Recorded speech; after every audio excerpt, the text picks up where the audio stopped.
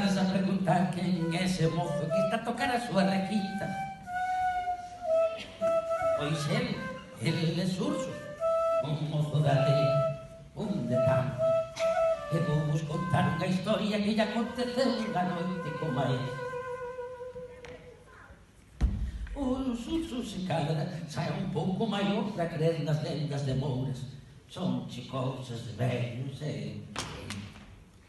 pero o que se sabe, porque sabe contar, é que nesta cova de allí detrás vive unha fermosa moza que todas as noites adoita cantar peiteando os seus longos cabelos.